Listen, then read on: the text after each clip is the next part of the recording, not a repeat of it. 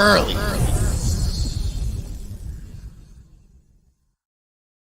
We got another episode of Early and another special guest in the building. For sure.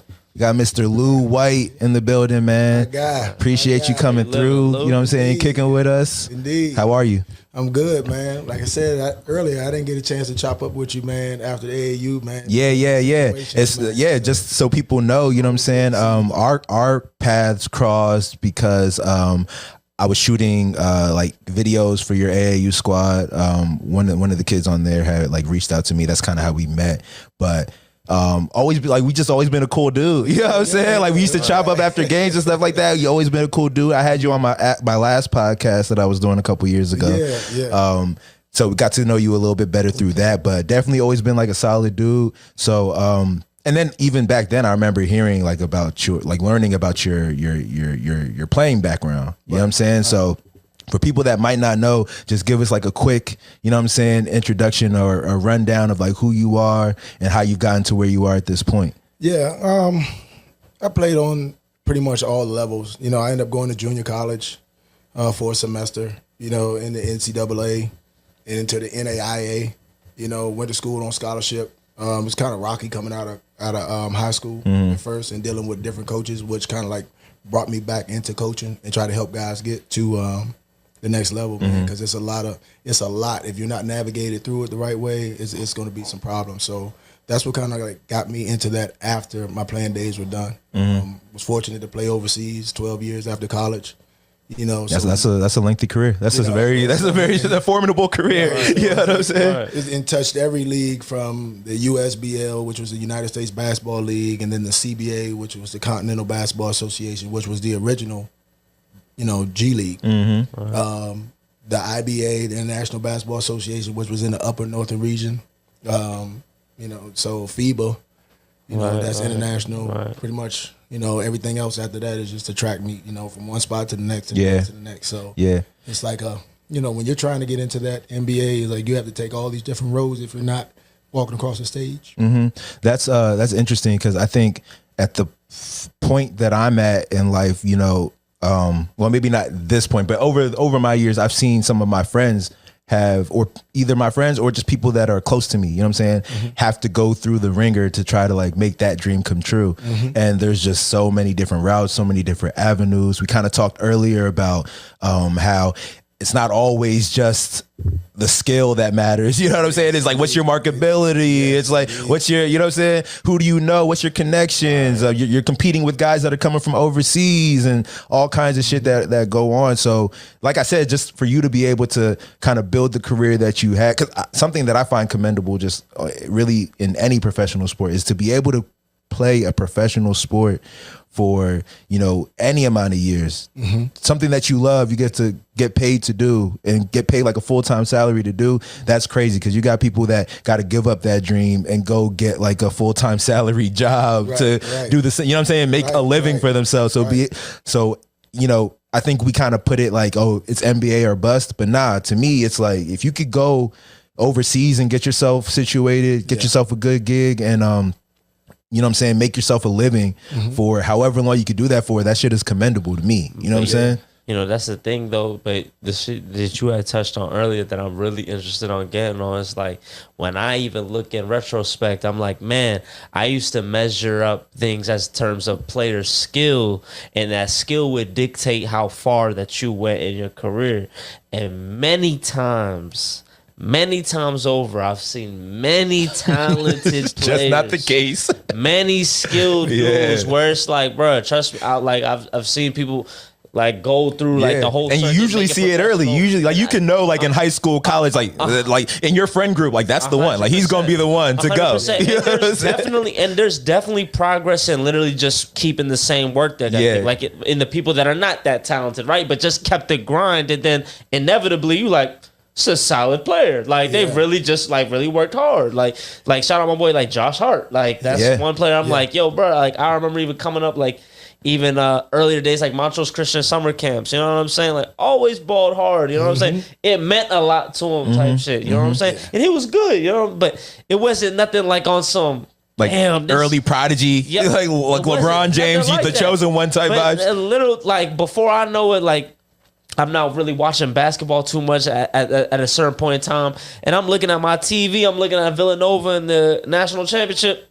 Josh Hart. I'm like, hold up, wait. So that can't be the Josh Hart I know. What's going on? You know what I'm saying? And now even seeing the role that he's developed into, right? Like a key player, like in terms of just like, yo, he's like that X factor. You getting on boards, you playing that defense. On that he was a big factor for the Knicks this year, shit like that. You know what I'm saying? But I'm really interested in getting into like that other side, like these other factors that really determine in terms of like what it is that gets you into these opportunities to advance, you know what I'm saying, to the next career and things like that. It's about the persistence, man. And like, if this is something you really want to do, like what you really like or love, you know, it's a difference. Like a lot of guys really love what comes with the league, you know, versus what you have to do to actually stay there. That's right. So the first part, let's start with something simple as the diet.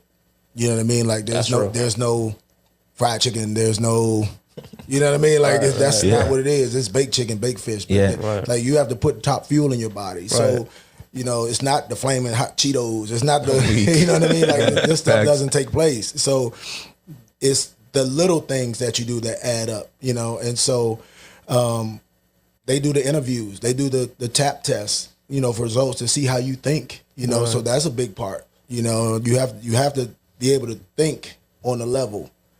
You have to be able to answer these questions. You have to be able to sit down and go through interviews. You know, it's so many things that go into selecting who possibly could be that guy. You know, so we're going to start with the skill set. Then we're going to see, like, who's his relatives. You know, as you you got to look at the people around him and how shit like early that. is it being evaluated at that level? How early, like you know what I'm saying? I don't really know how early. I've seen the earliest I've heard is like 11th grade. You know, as far as like the background on the family and stuff like that, like 11th grade. But you know, even up to when I went to the G League, like, you know, there's some background checks and they're trying to figure out like who's who and to even get in. You know what I mean? So it's like, because you're one step away potentially from signing a contract. So we're going to do the background check before you even get to this point. You know what I mean? Like, so, and just continue to kind of keep an eye on you and shit like that. Because, I mean, you have to understand. Like, I went to a mini workout in Denver when I was in the G League, and they ended up signing Earl Boykins. Right, and so, but you know, and so the thing is, in that drill, I had a ball. You know what I mean? Like, but here it is. This guy's established. He's got years in. You know what I mean? And so they've given him millions of dollars before. They didn't have to worry about seeing a headline. They don't know who. What you'll do. So we're going to go with the short thing. So that's one part. Like, even in the G League, even to get to that workout type, how is your behavior on the bench? Like, you know, we had teammates that always would whisper, like, man, he keep taking that shot. I don't know why he keeps taking it. You know, and we look to the baseline, and that's where all the scouts are. And the scouts are looking in our face. Because if they pull you up, you're not going to play 30 minutes. You know, so they want to know what your attitude is like on the bench. Are you supportive? Are you a whisperer? Are you, you know, so breaking down into these details, you know, you can really X yourself out kind of quick and not even know it. You know, and then just that's good insight. You know that's good insight. So those are the factors. How do you travel? How do you deal with adversity? You know, one series of games, I was playing for Colorado 14ers, and I didn't play for 9 games straight. Like, and I'm averaging 9 and 7, you know, and in 17 minutes, you know, real efficient, real quick. 9 games, don't touch the floor. But as a professional, you don't gripe, you don't complain, you're being paid.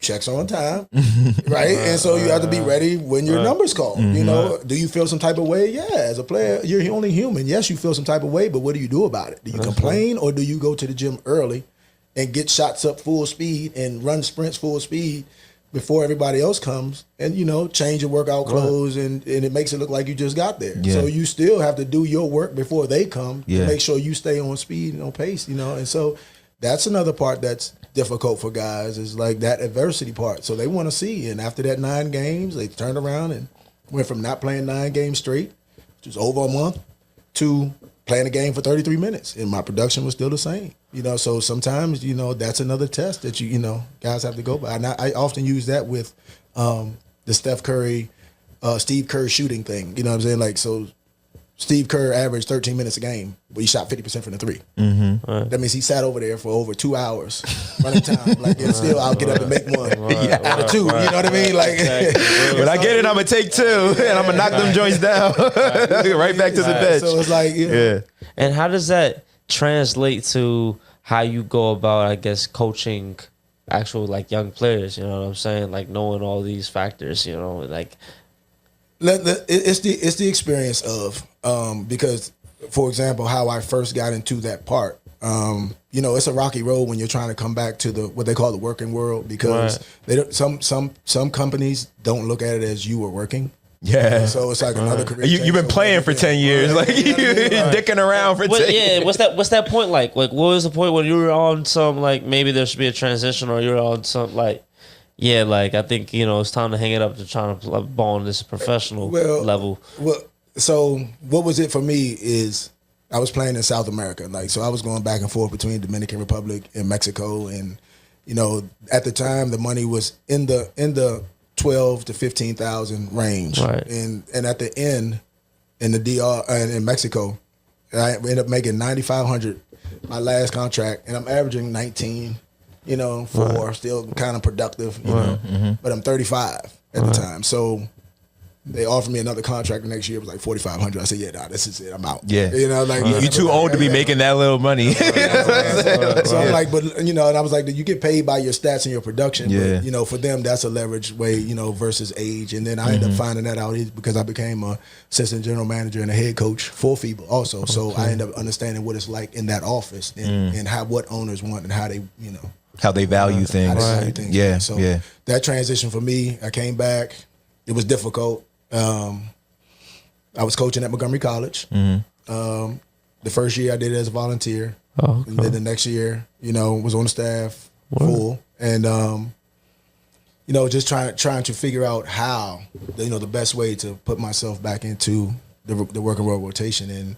And I saw the values that I just came from professionally, and it wasn't lining up what I saw with the high school, you know, like, and so it's a difference when you go from working with professionals to like amateur high school coaches. Like you can, it's a big difference, you know what I mean? And so now with that being said, let me get the best avenue I can, which I end up being in AAU, because now I'm not a high school voice and I'm not a college voice. So I can be really truthful and open and, you know, give the goods without being sued. You know what I mean? Like, you can't talk to kids. You gotta like dance around parents and faculty, you know what I'm saying? Shit like that about like political shit that don't have anything to do with what really matters. Which we've talked before, where I said, you know, it really, like, the development of young kids, especially young men, is so important, bro. Like, it's so important. You know what I'm saying? And this whole notion of, you know, trying to like sugarcoat shit, like, it don't really benefit young men. You know what I'm saying? Because life is going to hit you the hardest once you become an adult, and it's going to hit you the hardest because, you know, as men, we're like, people kind of expect more out of you. You know what I'm saying? Yeah. So I guess that kind of leads me to a question about like how you go about, you know, developing young men. Like, do you have a philosophy or a strategy, or is every kid kind of different? Like, what's your kind of overall sense of how you go about, you know, instructing and teaching young men? The first part, I see where they come from, family wise, you know, and everyone's treated different. You know, there is no one stage blueprint like that. That does not exist. Now you got some like 12-year-olds that have been through a lot of shit, and you got some like 17-year-olds that their life been pretty easy thus far. You know what I'm saying? So everybody's their own individual, and based on what their family scenario is, you know, and you can tell who's active in the family, who's not. You know, actually asking the kid what they want versus what they see everyone else doing, which is a big difference. You know what I mean? So this guy is playing only because his friend's playing. Yeah, facts. You know what I mean? You see a lot of that. Like he's good, You know, he's good, but he's not interested in like busting his ass. He's not interested in like working hard. You know what I'm saying? One nigga at a time. He's just here to kill 2 hours. Right. So this is just the want to guy. be social. This is the guy that just, you know, it's the devil of social hour. It is, right? Facts. And so this is the guy that runs the sprint, right? And then he gets down like 2 inches from the baseline and turns around. Like, Yeah. So you're going to compete 98% of the sprint, right? Exactly. That's what you're going to do. Yeah. Like, and then it's going to come back to get you, right? Yeah. So first finding out who really wants to play, right? And then dial in a little further, like what level are you trying to achieve? Right. You know what I'm saying? If it's really attainable, and if it's not, then we kind of push them in a different direction. But I'm really stern. I'm really hard on the players. Like they know I'm going to break them down, and then I'm going to build them back up. And you have to build them back up. But if you don't do things in their best interest, explain why you're doing it. You know what I'm saying? You don't have the ability to break them down. Like they're not even going to listen to you. They're just going to call you a hater or whatever. You know what I mean? Like, Hater. I can hear kids saying that for sure. Coach hating on me, man. Like Coach hating on me. There's like a cadence. There's like a way that you got to go about it. You know what I'm saying? Yeah. You got to like be able to communicate at that level too, because it's like at the end of the day, if they're not receiving your message, it don't matter what you're talking about. Yeah, if it's falling on deaf it doesn't ears. matter. Yeah, you know what I'm saying. Facts. And that's the whole thing. I feel like sometimes people feel as if like you gonna be repetitive or you gonna say it louder. It's like, bro, you're not understanding like the frequency off. You gotta make it in a way where they like, you know what I'm saying. Yeah. They hear you, and then once they hear you, then it's like, you know what I'm saying. Now we can move forward. Type. when you analyze, like. That's the one thing that people don't understand about pro basketball players. They analyze everything, every detail. You just overanalyze. Right. That's kind of what makes you a pro. Yeah. You know, recognizing that part. I can go from looking at their social media page and see more pictures that have nothing to do with basketball. Is that a red flag for you? It's a red flag now. Like it wasn't a red flag a few years ago, but because now the game is so popular and there's so many media sources. Like if you say you want to play college basketball, and I tell a coach this is the kid's name, the first thing the coach is going to do is look you up on social media to try to begin to put your personality together based on your pictures. Facts. He doesn't know you from anywhere. Didn't have a conversation, but these pictures tell a story. They tell us stories. You know for what I'm sure. saying? And so that's the first part. So you are being judged right there from your profile. Yeah. Right. You know, And it's funny. It's funny because you hear often, maybe not from like, not that I would hear from like young basketball players, but just from people in general, how like, oh, like, don't judge me off my social media. It only tells a part of the story. It tells the story that you want us to, you know what I'm saying? Like, don't tell me not to judge you off of that because it's telling the story that you want me to read. You know what I'm saying? So like, it don't make sense to me when people be like, oh, don't judge me off of that because, you know what I'm saying? You're only seeing like through a small window. And it's like, dog, I'm seeing what you're showing me. You know what I'm saying? So like, don't be mad at me from the judgment that I'm taking away. Too hard. Bro. Yeah, exactly. You know what I'm saying? 9 billion people can see my page. Yeah, at any given time. This is not me. This is not the real. You're not going to go to all 9 billion and try to explain to them how you're only showing. No, motherfucker, show us like what you want us to see. Like, you know what I'm saying? So it's kind of crazy. Right.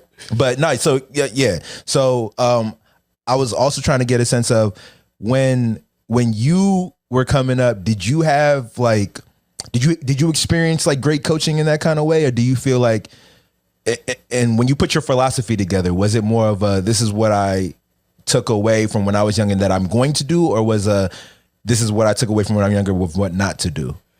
The coaches, one thing you have to understand is like it's not the level that you coach on; it's like the reason you're coaching. Interesting. There's something to it. It kind of goes back to what you're saying about like the high school coaches and the, you know what I'm saying? So I had a coach when I was at Fort Union Military Academy in high school. I went there for 2 years. Fletcher Arrett was coaching the prep team, and the guy was real mute. Didn't say much. Pull you aside, you know, in the conversation and say, hey, you know, you might wanna do this, or see you today at 3:00. Like real short, straight to the point. Right. You know, and I sat down with him. I said, do you think that I can play this? Because they knew me from playing football. He said, you can do anything that you put your mind to. You put the work in. You know, you want to come to the gym? You want to work with the big guys? Come on, work to the big guys. Real short. And then one day I was in there and I wasn't going full speed. Again, I'm ninth grade. I might be 5'11", probably $170. And there, Constantine Popa played for the University of Miami. He's 7'4". Will Davis, he's 7 feet. There's this guy Luther Bates, 6'8". Guys that look like grown men, like just robots and robots. And there was a situation where there was a loose ball and I didn't dive for it. And he pulled aside and said, I don't think that you would really have what it takes to play. And he said it in that short, soft voice. And he's like, and then walked away and turned back around and said, you're a football guy, right? Right? The disrespect without disrespect. I'm loving this guy. And so, bam, I'm like, that's never happening again. Yeah. One, it didn't even hit me. It was like I was trying to, get his input. Yeah. And that was what he fed back. After that, I thought I was doing good. Yeah. Like I'm in 9th grade working with the prep team, and so that form of coaching, I respect a whole lot. Fast forward to my high school coach, and unfortunately, he didn't play in high school. He was a manager, but his father was a coach. He took over the job. His first year coaching was my junior year, so we inherited a coach that hadn't played. So he's relying on his assistant coaches, and so he calls the huddle, and the huddles are funny. You know what I mean? Like they're funny because timeout, this is what we're going to do, right? This is what we're going to do, right? Who's in the game? Right? You're in the game. He's in the game. Who's in the okay, so what we going to do, right? Is it first home, right? And so then he's like, we're just gonna run 55. Run 55. So second home. So a lot of times you had guys looking at their parents, some guys looking at the assistant coach, a couple guys paying attention to him. So it was like we were coached by like everybody. Whoever wanted to say something, whoever wanted their input. I could give y'all some. Like I could be in the stands. Like this is what y'all should do. You know what I'm saying? And so that was my high school coach, right? And so then he ended up going to multiple state championships. Like he ended up getting. He figured it out. Right. Okay. Right. And so getting to college, recruited by coaches that had the same mentality, like not the inexperienced, but short, straight to the point. You know what I mean? And so you realize, okay, this is really, they're not opening up and telling me what I need to know.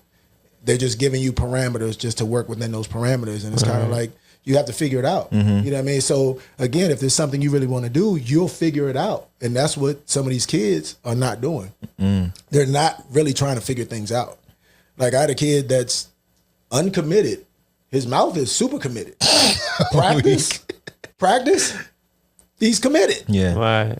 On the other side, have you sent your video out? No. Have you applied to schools? No. Your grades, where are they? I got a 2.7. Okay. Did you go to any camps? No. Let me play devil's advocate a little bit. Let me play devil's advocate a little bit, because not making excuses for this kind of behavior, but I feel like I'm gonna liken it to running a business, something I kind of know about. It's like when you're doing, sometimes you're going so hard on the thing that it's hard to fathom spending time doing some of the residual things that you got to do. You know what I'm saying? So if you're focused so much on just like getting better as a basketball player, it's hard to set aside time to, apply to schools on the computer. You know what I'm saying? Or like edit your highlights. You know what I'm saying? Like, how do you balance that time? Don't you think you should be at, I guess it's all about the guidance and I guess who you have actually in your corner, with this process. Because I would view that as kind of like, if we want to make it make it like an equivalent in another situation, like a music artist. Like if you don't have a team, if you don't have your videographer, if you don't have a manager, if you don't have all these type of things, it's harder to succeed. So same thing with even like a player. Like if you don't have somebody with some type of perspective or some type of connection or some type of like guidance throughout this process, it's like again, you're focusing on just like being noticed for brute skill and brute talent, and it's like it's a little bit harder because you got somebody who is social media not famous, but like they got a social media presence, or they got, you know what I'm saying, they got these other things that are outside of just what they do on the basketball court. But to me, the reason I was like, I could kind of see it is because like I'm somebody who I spend a lot of time on developing the skill that might get me paid, but I don't put enough effort and time into marketing the skill that I have. You know what I'm saying? I put all my time into just developing the skill, getting better and better and better and better and better. And it's crazy because we do live in a time where all of that is part of it. You know what I'm saying? Like LeBron James didn't have to worry about, you know what I'm saying, putting his own highlight tapes together. You know what I'm saying? Or like, you know what I'm saying? Like shit like that. Like, so a lot of the generation that came before, like my generation, they didn't have to worry about what their online presence looked like. You know what I'm saying? They just had to worry about practicing hard every day and getting better as a basketball player every day. So you're absolutely right. There's a lot of guys that turn around and they are so focused on the gym part that they forget about everything else. And because there is a lie that people will say that if you're good, they'll come get you. They'll find you. Yeah. Like, that's true to a degree. They have to know who you are first. You know what I'm saying? It's not about who you knows. Sometimes it's about who knows you. You know, and so like we say, a kid that works in that gym overall, you also have to go by what the parents also may be selling and this, that, and the other. So for me, when I step in and it's a kid that I'm trying to really, you know, push, I said it's hard to work out in the gym not knowing if you have anything on the horizon, right? It's easier for you to reach out to these 10 schools and then go work out. You know what I'm saying? Because it's easy. You'll be like, man, maybe someone's coming to look, someone's coming to watch. So you have to do that other part, right? And so I'll give them the platform of this is how we're going to approach it. You're going to do your business work.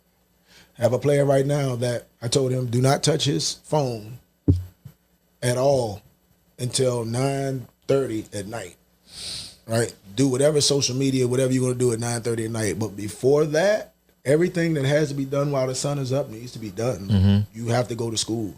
You have to get your individual workout in. You have to make your contacts to the college coaches. You have to go to your high school coach, you know, and make sure that your coach is okay with you doing a lot of things because your coach is in fear of you leaving. Like, because this is just, it's not transfer just because college, it's transfer high school too. We got to get into that in a second too. You have to feed everyone and make sure everyone gets a part of your attention. Now, everything what you do with your phone as far as social media, you do that when you're laying down, get ready to go to sleep. Everything else is business, you know, and this is what it takes. You committed and say you wanted to do this. This is what it takes. I mean, again, if you're going to be a corner cutter in the court, you know, you're going to be that person in life too. I mean, it's the same exact thing. Those same principles happen on the floor. Yeah. And now I'm very interested in getting a sense of what the AAU / high school circuit looks like these days, bro, because we're having this, you know, with the advent and the rise of social media and like all these like hoop mixtapes and stuff like that. Some of these AAU schools are, I mean, AAU schools, some of these AAU teams, literally, essentially, you know what I'm saying? Like some of these, and you look at shit like Overtime Elite where they're instead of kids going to college, they're like, yo, just come live on our campus and just play basketball and do social media all day. You know what I'm saying? So it's like you got like the game for that 15 to 19 age range is it completely looks different right now, right? So I'm kind of interested in getting a sense of what is the vibe as far as like, do motherfuckers care more about like the AAU? Do they care more about high school? Do they even care about what colleges they're going to? Or are they gonna, you know, try to start looking at these other opportunities that might pay them? Like what, from your standpoint, so what are kids kind of focused on? Not just kids too, like parents. Like what does the landscape look like right now in this arena? The landscape for the parents is straight confusion.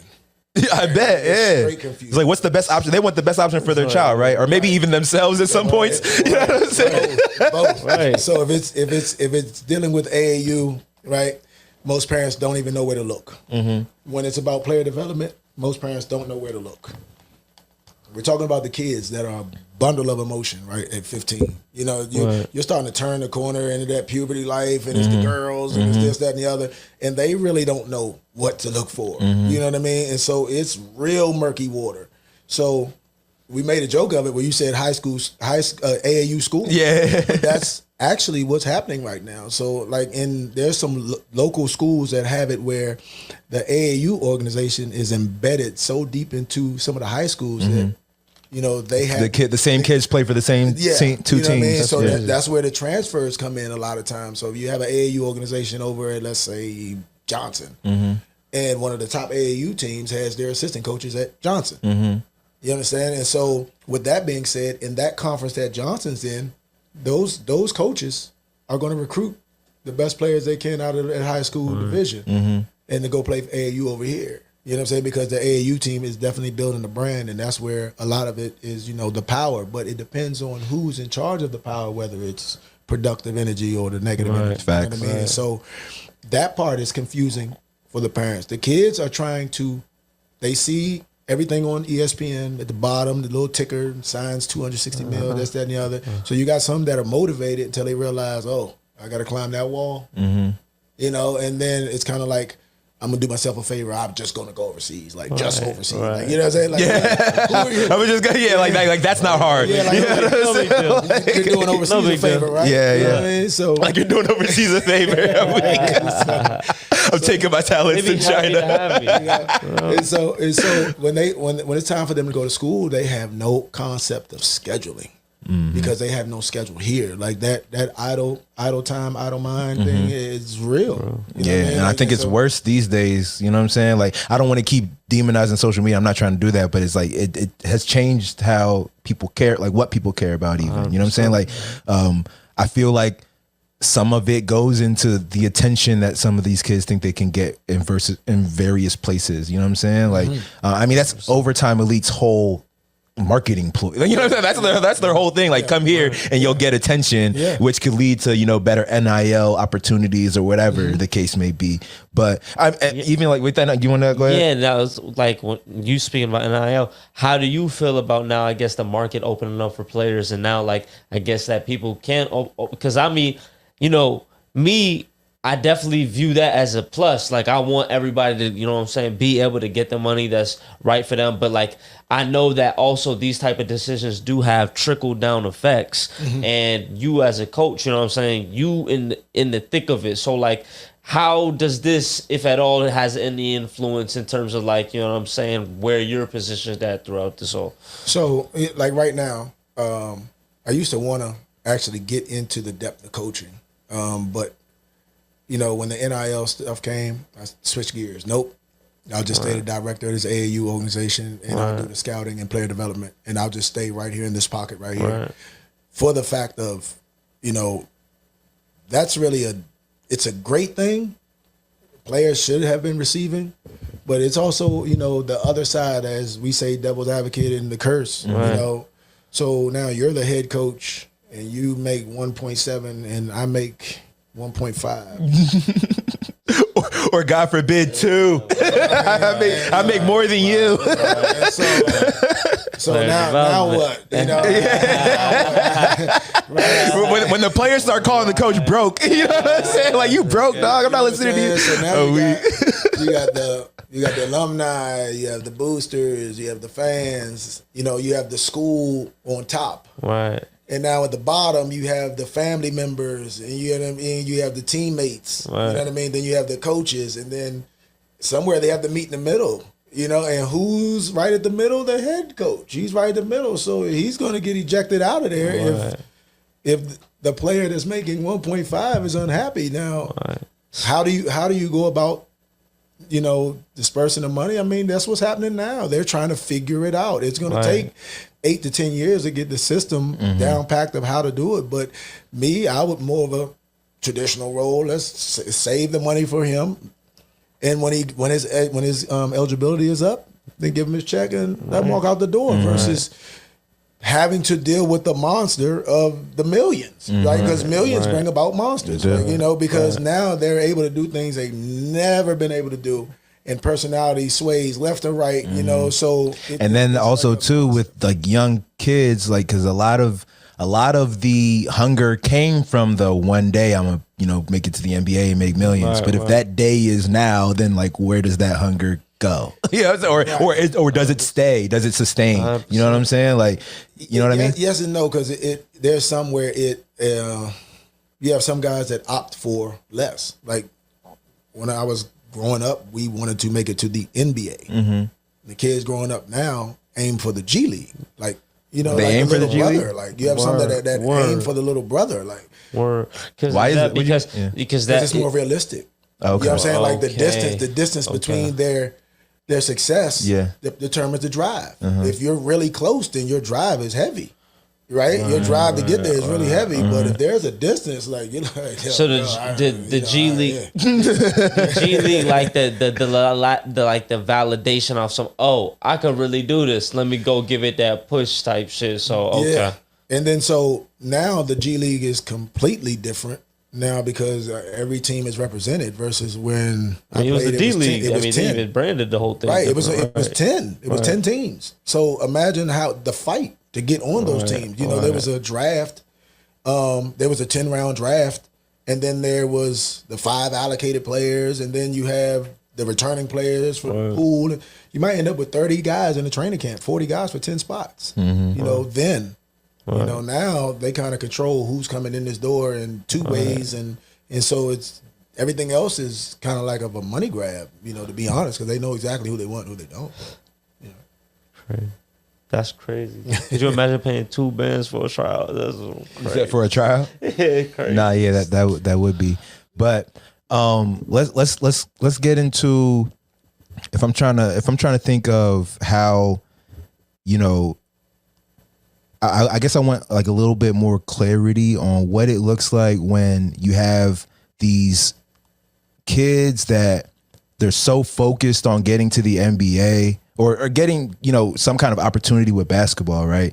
And I feel like, because I think we had talked about this fairly recently, when you have these kids that are playing basketball like year round, you know what I'm saying? Like they got their high school in the winter, and then they got AAU probably every season outside of that. You know what I'm saying? Like summer league, you know what I'm saying? For high school again.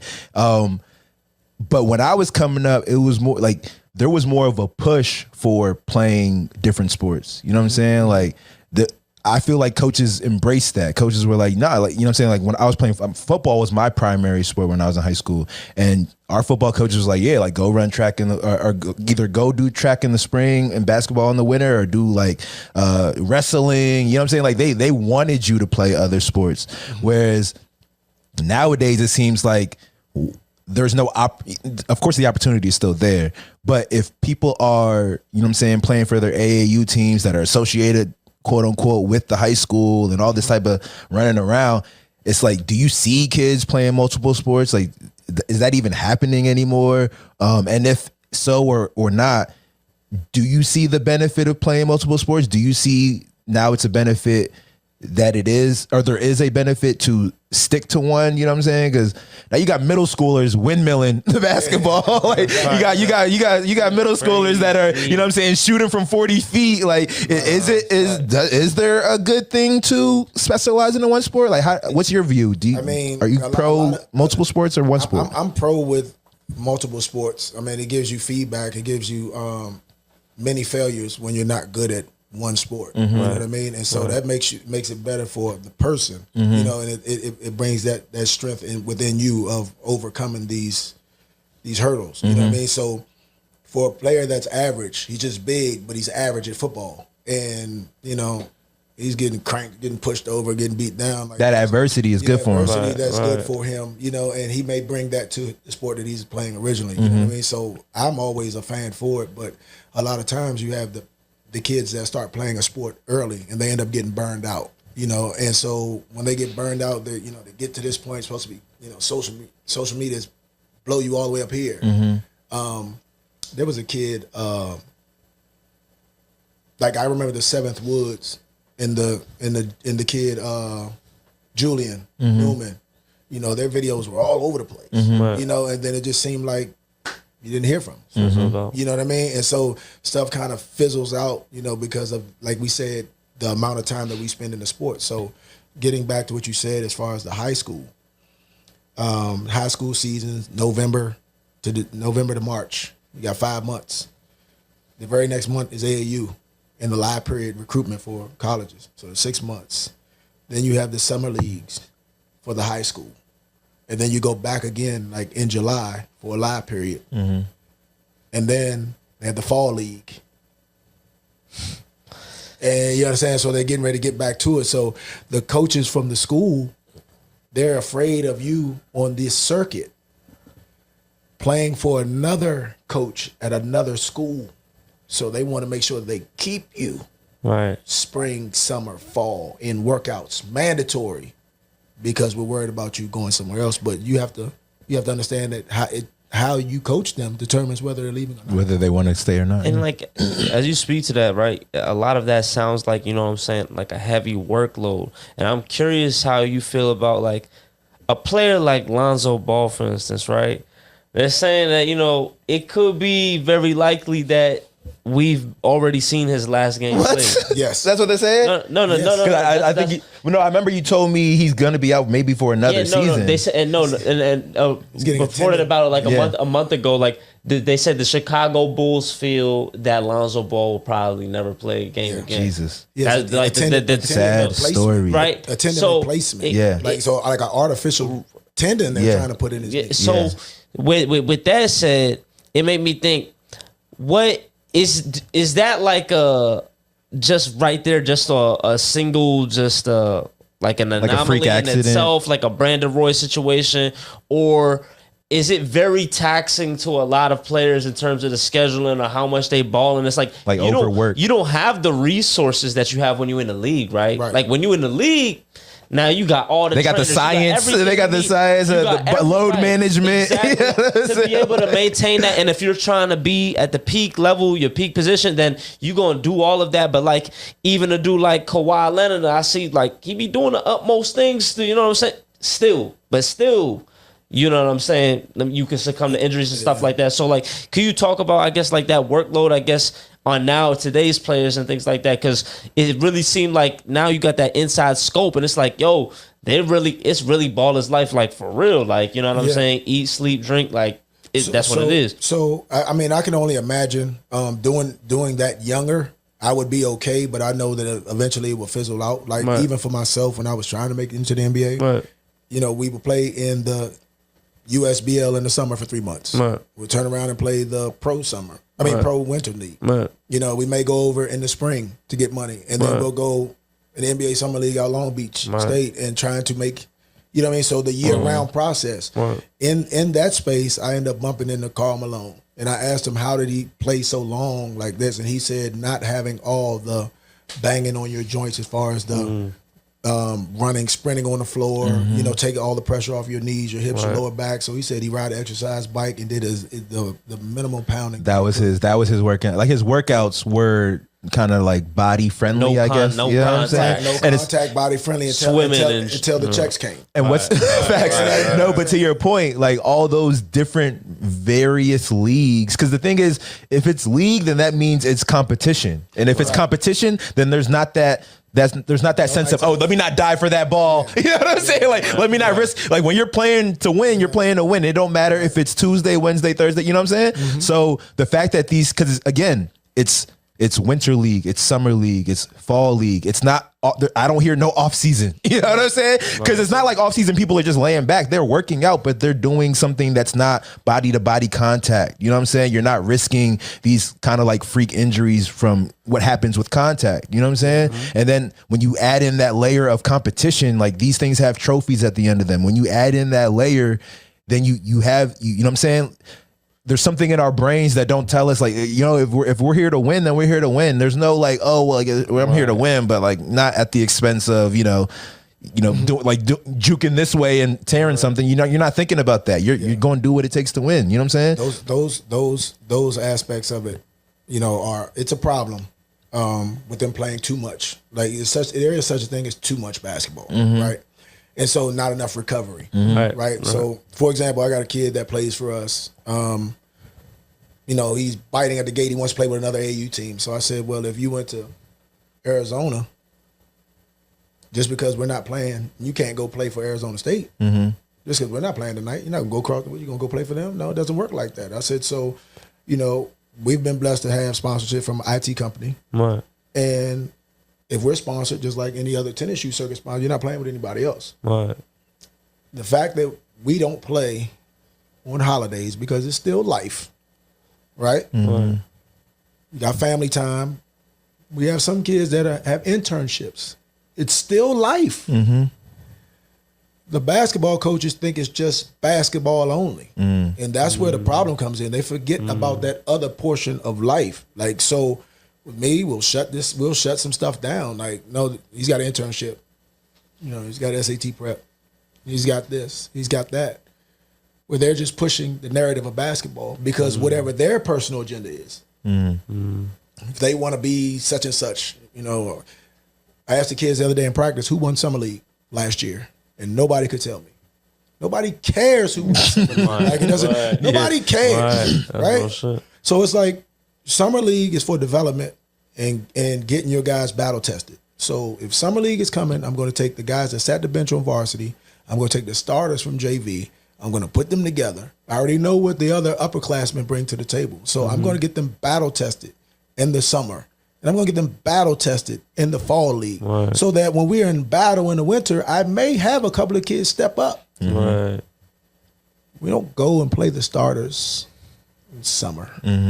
Go play the starters to try to get a rhythm. It's a rhythm thing that they're talking about. Like, they've been playing year round and together. If you don't have the rhythm now, you don't have it. Right. If everybody moves to the right at the same time, we're okay. Sometimes somebody may stray off, but for the most part, we have it. Right. So that's where some confusion comes in with some of these coaches because they bite into the competition apple amongst the rest of the schools and the coaches. And so if you're not careful, you're gonna get sucked into that mindset. You know what I mean? And you don't want to be in competition with the other adult. Like, he's coaching them. Well, I'm not speaking to him. We about to bust their ass. Right. No, that's not what he's doing. The same job you are. Either you are participating in the successes of the 3.4% that go to college, or you're participating in the 97% that fail to go to college. You, as a coach, you have to pick a lane, and your competition button has to be off. You can't be this super competitor when you're trying to lead these men. You don't have time to be competitive. You got to do what's right. You know what I mean? And so that's the hardest part about seeing some of these guys and, we want to do this. And I just like close this ear. And they're like, you want to do this? And I'm going to close this ear. Like, you would laugh at me if you saw me at a high school game. Music in both ears. Not listening to nobody. Try to read lips. Like, you know what I mean? Like, I watch the game and during the timeout, might gaze over and see parents and they're complaining and standing up. If I was like, so there has to be a balance. And so I try to bring that balance of making sure the kids got the proper rest. Make sure the kids are focused that you're going to stop playing one day. Right. That basketball is going to go flat one day, and then what? You know what I mean? So let's not forget it can go flat tomorrow. It can go flat the day after. Let's figure out what you're going to do. You know what I mean? And so, but a lot of the high school guys and the AAU, they could care less about some of this stuff. There are some great coaches out here. Great coaches, but telling the kids the right thing, but it's not really a popular position. You understand? That's real. To keep it 100%, like, I'm not going to. There's less of them than there are. You know what I mean? Because it's not popular. Yeah. You know what I mean? So if you guys, if I'm talking with you and we're talking about him, let's keep it 100. You know what I'm saying? But you guys talking about me, I'm like, just keep it 30. You know what I mean? Like, we're not going to keep it. You know what I'm saying? Like, everybody doesn't want to do it. It's not a popular position. Yeah. And so now we be talking about, we're trying to prepare these kids to get to the next level. When we talk about NBA, can we actually talk about, I guess, your feelings towards the NBA product, and at the same time as well, I guess these other leagues throughout the league and internationally, like I've heard like different perspectives and stuff like that. Like sometimes like in international play, like they letting shit rock. Like, you know what I'm saying? You getting fouled. So if we talking about the difficulty level, like it, even though it might be very person wouldn't want to believe it, it's like, yo, bro, like the competition levels of these different leagues, you'd be very surprised. It's like it's really up there as opposed to like, I guess like the NBA in terms of, and like I want to hear like your sentiments in terms of like how you feel it's more of a like an entertainment product as opposed to like, basketball development, seeing getting like better. that, like the game at display how it's supposed to be played. As far as the international piece, Or are you talking about as far as like I'm talking about like two-part question. So like within the actual league, and then just as a totality, just like with the international play. I mean, everyone, like I said, there are people that are doing it the right way, and I mean, in majority of the people are doing it the right way. They're attacking everything that we talked about, from the mental aspect to life to the basketball preparation to they're attacking that the right way. You know, the problem is the information is flooded because of social media, where the good stuff can easily be flooded out by trash, right? And depending on what your work schedule is or your work schedule, by the time you look at your phone, you may be looking at trash. You may not see the actual valid one because stuff gets kicked out, and then the 24-hour joint you get kicked out because nobody really posts it, right? It's just be right there on the timeline. So sometimes it's a flood of like, so there's kids that watch internet trainers. It can be helpful to some. You know, it can be helpful to some, but then you got to realize, is that trainer doing it for monetary gain, or is he training? One easy way to look at it is he's marketing himself. I would never tell a man how to not get paid. Do what you have to do to get paid. But at the same time, if you're in a gym and you're training with the kids, how can you create? How can you create the platform to say, hey, dude, you're doing this the wrong way. If I'm in the drill, the next two kids behind me might be doing it wrong. But I'm going through the drill full speed, and everybody's like, okay, yo, the coach, oh yeah, man, he's good at that. But the two behind me, though, I didn't see what they did it right. You know what I mean? So you have to. It's difficult to assess who's actually training the right way. You know what I mean? But it's more than enough people out here that have the experience that teach them the right way. You have to weed out who's not that right person. So many people have played basketball professionally, overseas, in the NBA. So many got a voice, so many have a storyboard, and there's more than enough resources. But the kids have to understand what it took for those people to get there. And they have to match that energy to get there in order for those people to work with them. Because a lot of times nobody wants to work with them if you're only a half a product. You know what I'm saying? If you're not really all the way in, if you're that kid that we're talking about that just likes it, you know what I mean? So that makes for different. Now, the overseas elite and the those going straight to the G League and getting, that's kind of, for me, emotion wise, I'm like, it is what it is. It's because you have to. It used to be like a process where it seemed that you went to college, you showed your ability to market yourself based on ticket sales, people coming to see you play. This team is ranked. School made this amount of money, and after a few years, you get to the tournament. School makes big money. You're in there. You play well. The last scene is like the guys that we draft. Right. It's like you were blessed across the bridge to the NBA, right? And so now you got the guys coming out of high school going straight for the NBA, but we're going to try to jump into a league with grown men, right? What we talked about with grown men. So now you think that you're going to dominate grown men? Is that what they think, or do they just feel like that's the next step? I mean, they may feel like it's the next step, but you have to be realistic, like in that goal, that there are guys that were NBA guys that happen to get injured, maybe playing in the G League, and you're an up and coming prodigy, and you meet this guy and you run into a wall, and the next thing you know, they say you're not good. You're not that guy. You know what I'm saying? Because everybody's such a stickler now, right? You can't do nothing wrong without you get called out the other way. Oh, he's not in the huddle. He's not in this, that, he's not who we thought he was. And you look and you definitely, everything is under scrutiny, right? That cell phone has created so much trouble for us. Right? The video, just 1 minute around the world, anything. So now everybody's aiming for perfection because of that cell phone. That cell phone is dangerous. How does one fight that, or they don't fight it? Like, I mean, I hear what you're saying, because like the thing is, like, how does you actually just gotta be perfect at all times? Like, I don't know. No, you can't. You can never be perfect because the game of basketball is built on mistakes. So if your team is playing perfect defense, Your team is playing perfect defense. The score is 0-0. Somebody has to make a mistake in order for somebody to score. You know what I mean? So there's no perfection in the game. You know, none. All you want to do is not make the same mistake. Yeah. You know, and you're going to make the same mistake if you think about not making that mistake. You know, so you actually have to try to, you know, fight through that mental part without it. Yeah. Right. Now that's one of the most important things about trying to be, you know, a great athlete. It's that forgetting, you know what I'm saying? Like every play is a new thing. You know what I'm saying? Right. That's one of the craziest things. But to that point about being the kid trying to, I mean, essentially get to the next part of your career. You know what I'm saying? Like it comes with the being humble. Yeah.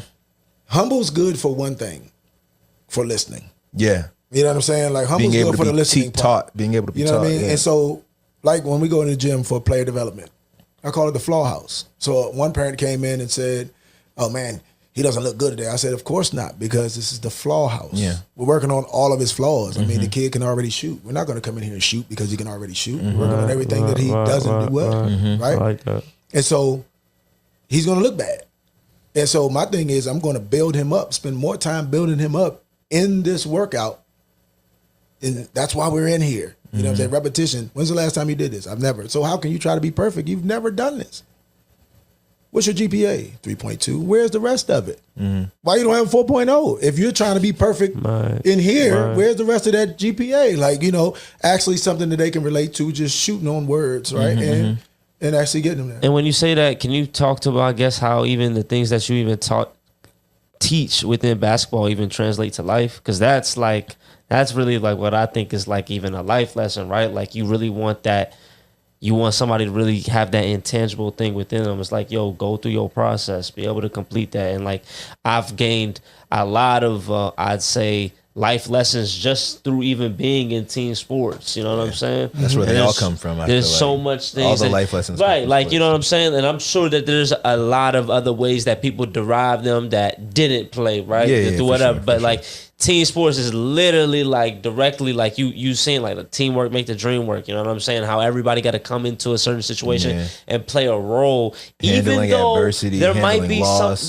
there might be something that you want to contribute, but guess what? We don't even need you to contribute that. We need you for this. Like that's all you need to do. And sometimes it's like you might have multiple scores on the team, and it's like, yo, bro, like, you know, a perfect example I'm just seeing like in the NBA, like just seeing with like Mikal Bridges, I just seen him going to the Nets, and now just seeing him drop buckets. Now he's dropping 30, looking 40. crazy, and they're like, yo, the Phoenix, they didn't need him to do that. Yeah. And he was literally, he knew how to fit within the system as soon as you gave him free reign. He was like defensive player of the year nominee. I mean, he might have won it last year. Player. Nah, so he was like second, but like still, but still, yeah, exactly in that tier. So it's like, can you speak to, I guess, you know what I'm saying? Those life lessons? So the life lesson, the immediate one that I normally stick to on the storyboard is, I don't care where you go in this world, you're going to work with a team.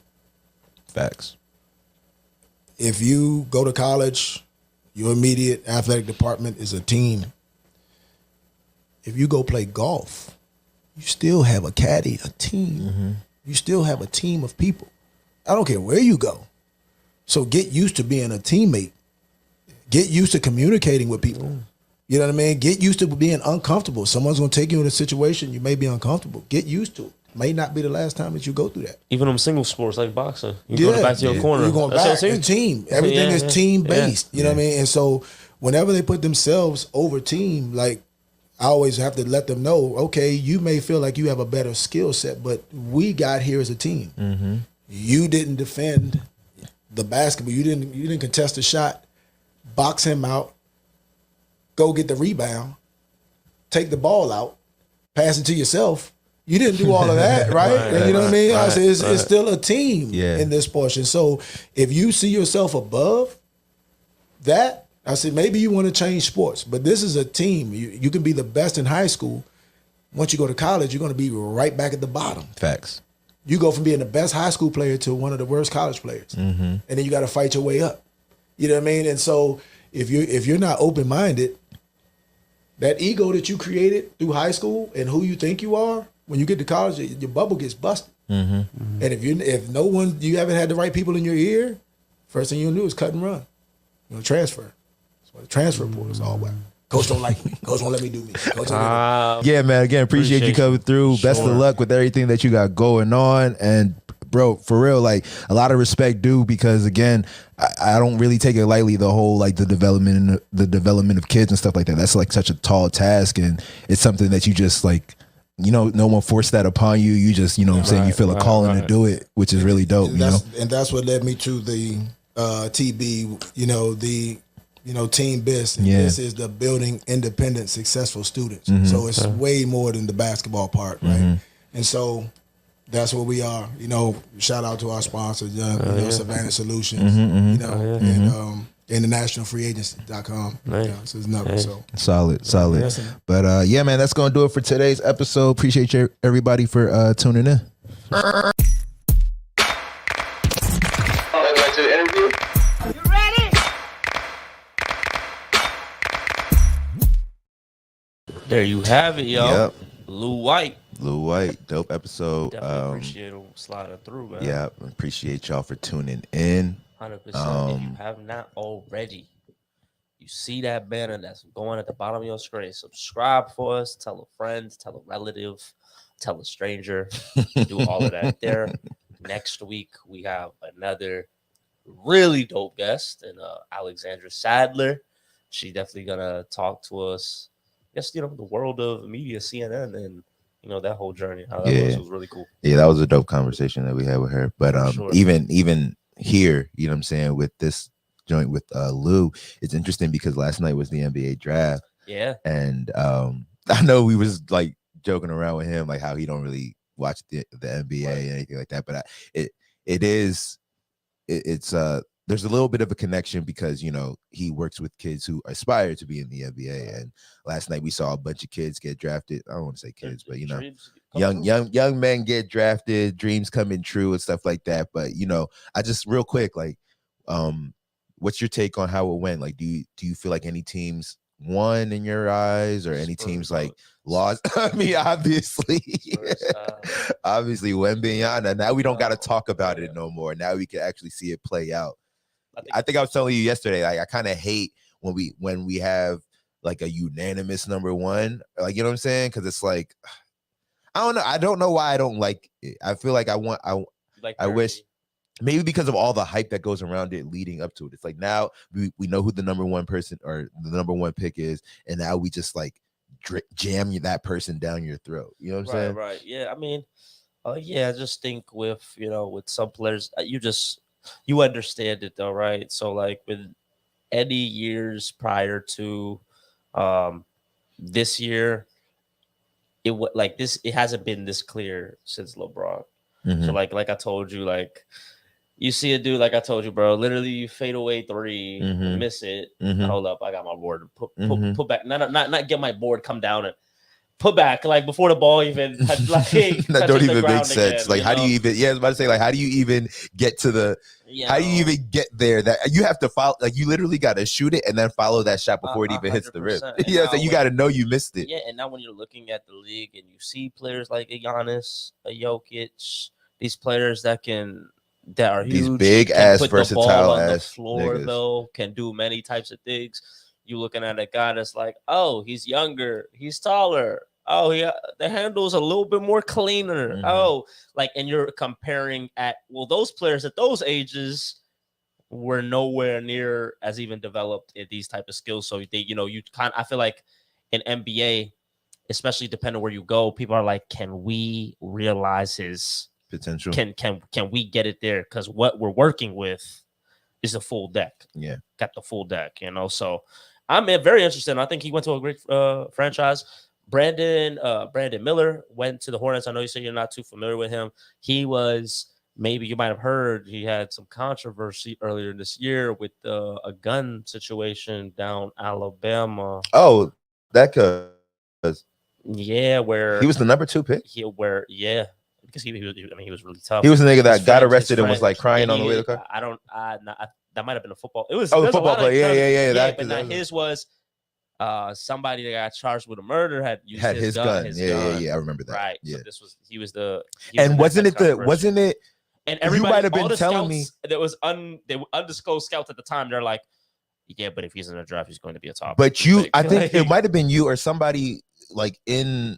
I feel like it was like maybe we had just finished the interview with somebody or whatever, but we were talking about it, and he like is shooting free throws or something like that, and like people in the.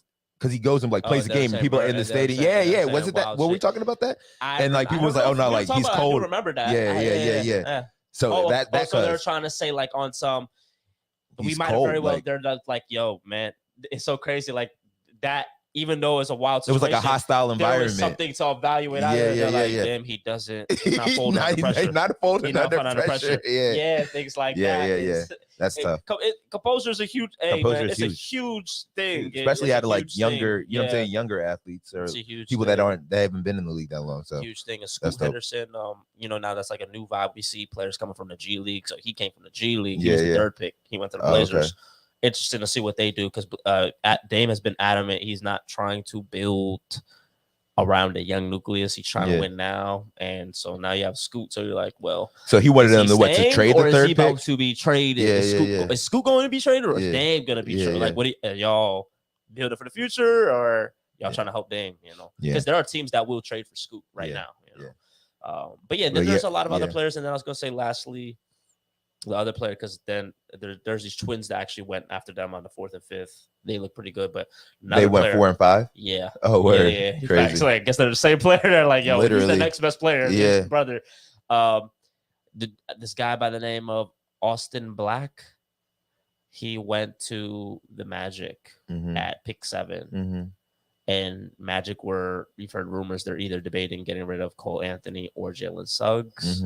Because they're bringing this guy in, and he plays like the same really position, pretty dynamic guard, 6'6" though. Big boy. Doing a lot. So man, I want to see that. I'm ready for NBA season to start tomorrow. You know what I'm saying? Like we gotta wait. And it's crazy because like the NBA is really one of those joints where you will see the impact of like look at a nigga like Paolo last year. You know what I'm saying? You will see the impact of the young of like your if you get a young star, you will see his impact right away. So 100%. That's dope.